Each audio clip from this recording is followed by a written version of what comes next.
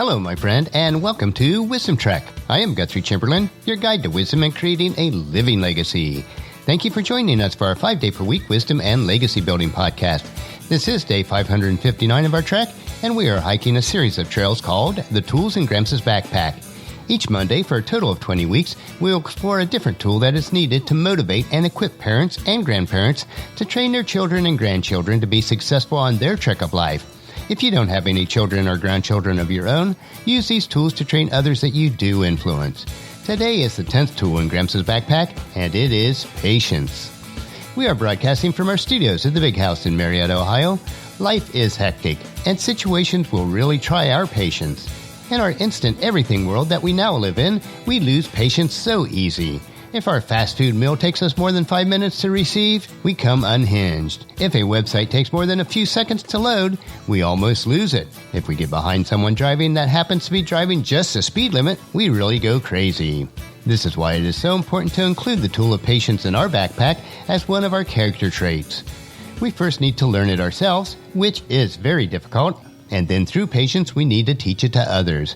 So the tool for today that we will explore is patience. Patience is a tool that every thoughtful parent and grandparent needs themselves, and then they skillfully need to teach it to others. The lack of patience is really a sign of foolishness and selfishness.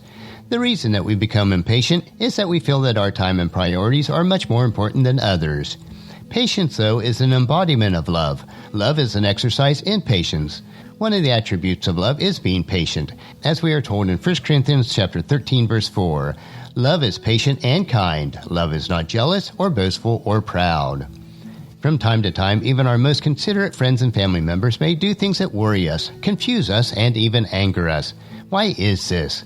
It is because they are human and not perfect, just like we are. It is exactly because they are human that we need to be patient with their shortcomings, just as they need to be patient with ours. Ephesians chapter 4, verse 2 tells us, always be humble and gentle, patient with each other, making allowances for each other's faults because of your love. St. Augustine said that patience is a companion of wisdom.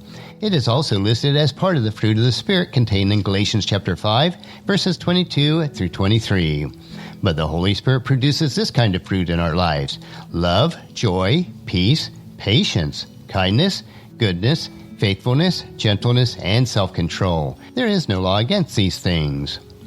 The next time that you find yourself getting irritated and drumming your fingers while waiting for a loved one to do the right thing on a timely basis, take a deep breath and relax.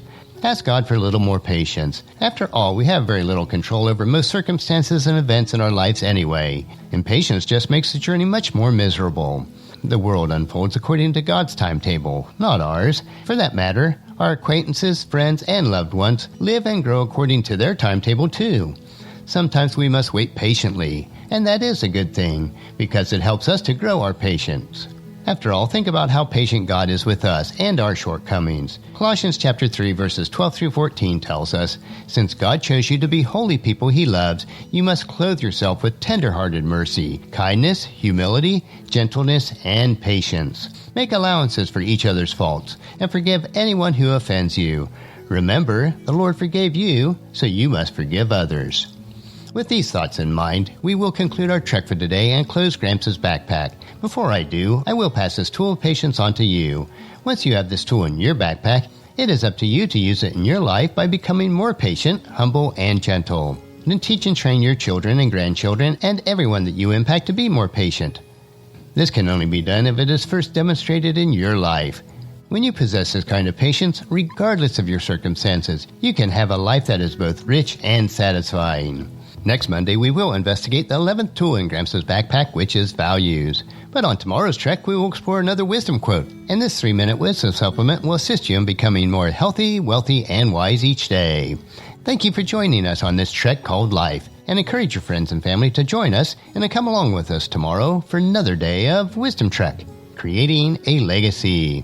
If you'd like to listen to any of the past daily treks or read the daily journal, they are available at wisdom-trek.com. You can also subscribe at iTunes and Google Play, so that each day's trek will be downloaded to you automatically.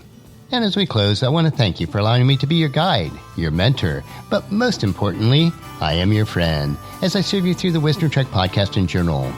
And as we take this trek of life together, let us always live abundantly, love unconditionally, listen intentionally, learn continuously, lend to others generously, lead with integrity, and then leave a living legacy each day. I am Guthrie Chamberlain, reminding you to keep moving forward, enjoy your journey, and then create a great day every day. See you tomorrow.